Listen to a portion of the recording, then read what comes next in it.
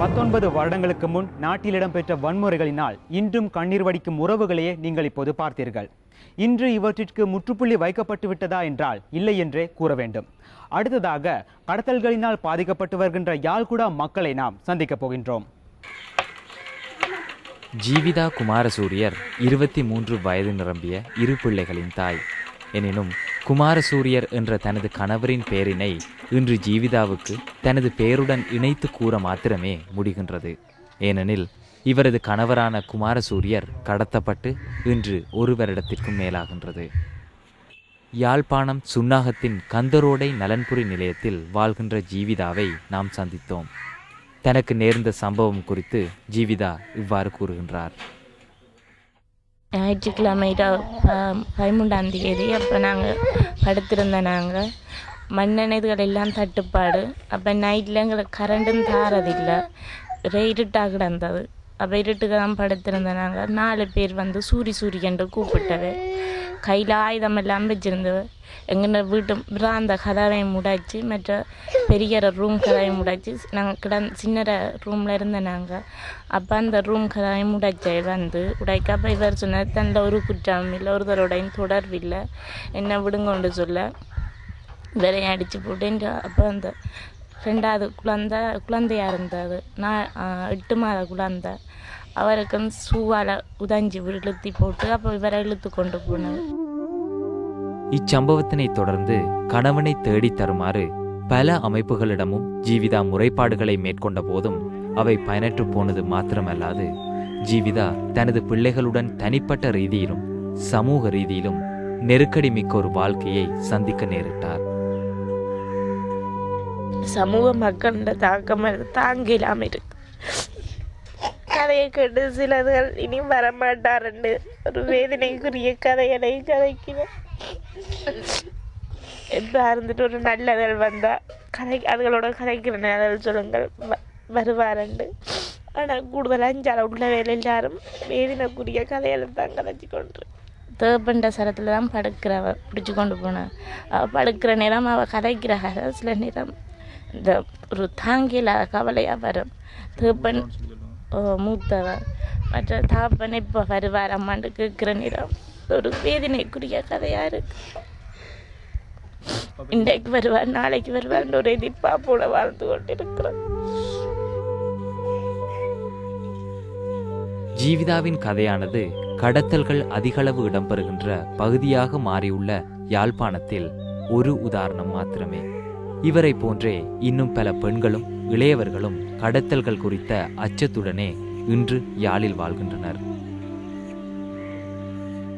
அப்போ ஜனங்களை வந்து கடத்தி கொண்டு போய் வந்து புறம் அறிகிறவன் அதில் அங்கே சுட்டு போட்டுக்கூடாது, இங்கே சுட்டு போட்டுக்கூடாது, அறிகிறவன் யாரே வேண்ட பற்றி எங்களுக்கு அது தெரியா. 2007ஆம் ஆண்டு யாழ்ப்பாணத்தில் 106 பேர் கடத்தப்பட்டுள்ளனர்.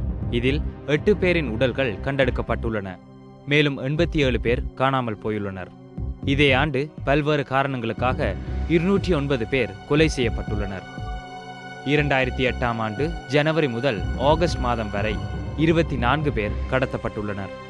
79 பேர் கொலை செய்யப்பட்டுள்ளனர் என புள்ளி விவரங்கள் தெரிவிக்கின்றன. மேலும் இவ்வாறு கடத்தல், காணாமல் போதல், கொலை செய்யப்படுதல் போன்றவற்றிற்கு 16 வயது தொடக்கம் 30 வயதுக்கு இடைப்பட்டவர்களே அதிகமாக உட்படுவதாக தகவல்கள் தெரிவிக்கின்றன.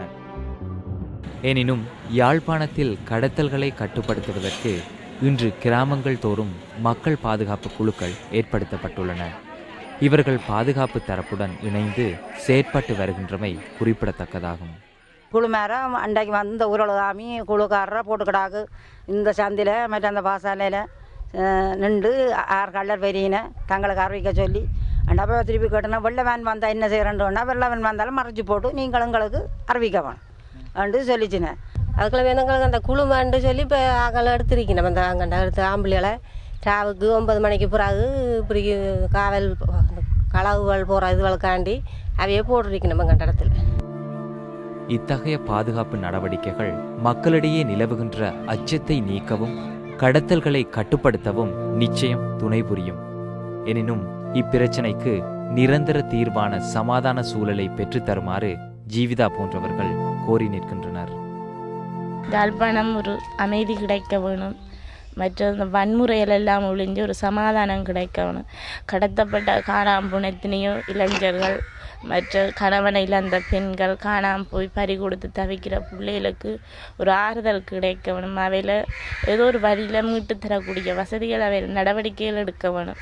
என்ன பிரச்சனைண்டா இப்போ எல்லாம் பெண்களுக்கு ஒரு இரக்க குணம் பெற வேணும்.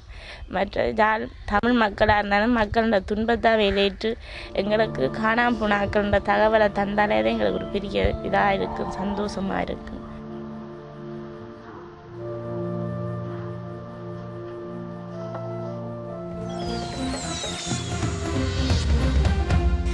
இந்த நாட்டில் எம்மைச்சூழ இடம்பெறுகின்ற இந்த நிகழ்வுகள் எமக்கு துக்கமான செய்திகளை மாத்திரம் சொல்லவில்லை.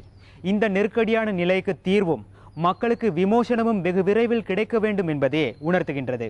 ஆகவே தீர்வுகள் குறித்து அறிக்கைகளை மட்டும் விடுத்துக் கொண்டிராமல் அமைதியான தீர்வொன்றிற்காக விட்டுக் கொடுப்புடனும் அர்ப்பணிப்புடனும் செயற்பட வேண்டும் என்பதை கூறி இன்றைய நிகழ்ச்சியினை நிறைவு செய்கின்றேன். மீண்டும் அடுத்த வாரம் சந்திக்கலாம். நன்றி, வணக்கம்.